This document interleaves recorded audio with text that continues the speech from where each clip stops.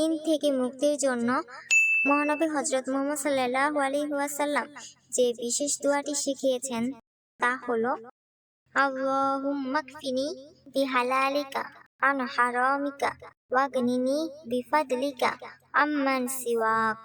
অর্থ, হে আল্লাহ, হারামের পরিবর্তে তোমার হালাল রুজি আমার জন্য যথেষ্ট করো, আর তোমাকে ছাড়া আমাকে কারো মুখাপেক্ষী করো না, এবং স্বীয় অনুগ্রহ দ্বারা আমাকে সচ্ছলতা দান করো। হাদিস শরীফে আছে, যে ব্যক্তি এই দোয়া পাঠ করবে আল্লাহ পাক তার ঋণ পরিশোধ করে দিবেন, যদিও তা বৃহৎ পাহাড়ের সমান হয়।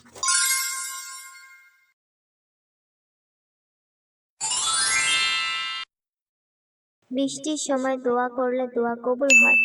দোয়া করার আগে একবার বলে নিবেন আলহামদুলিল্লাহ, তারপর একবার দরুদ পাঠ করবেন আল্লাহুম্মা সাল্লি আলা মুহাম্মাদ ওয়া সাল্লিম। এরপর দোয়াটি পড়বেন আল্লাহুম্মা তাইয়্যিবান নাফিআ। অর্থ, হে আল্লাহ, আপনি মুষলধারায় যে বৃষ্টি দিচ্ছেন তা যেন আমাদের জন্য উপকারী হয়।